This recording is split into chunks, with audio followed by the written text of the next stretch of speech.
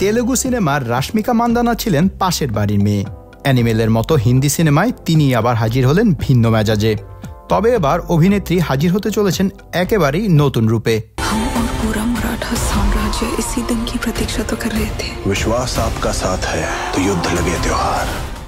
মঙ্গলবার সকালে প্রকাশ এসেছে ছাওয়া ছবিতে রাশ্মিকার লুক, যা দেখে চমকে গিয়েছেন তার অনেক ভক্তই। গতকাল নিজের ইনস্টাগ্রামে মুক্তির অপেক্ষায় থাকা ছাওয়া সিনেমার লুক প্রকাশ করেছেন অভিনেত্রী। এবারই প্রথম ঐতিহাসিক প্রেক্ষাপটে নির্মিত কোনো সিনেমায় দেখা যাবে তাকে। নাকে পুতির মারাঠি নথ, গায়ে ভারী গয়না, রাশ্মিকার এই লুক দেখে প্রশংসা করেছে তার অনেক ভক্ত অনুরাগী। এই ছবিতে তাকে ছত্রপতি শিবরাজের পুত্রবধূ ও সম্রাজ্ঞী মহারাজের স্ত্রী মহারানী ইয়েসুবাইয়ের ভূমিকায় দেখা যাবে। সেই চরিত্রেরই ফার্স্ট লুক প্রকাশ্যে এসেছে। রাশ্মিকার পোস্টে দুটি পোস্টার শেয়ার করা হয়েছে।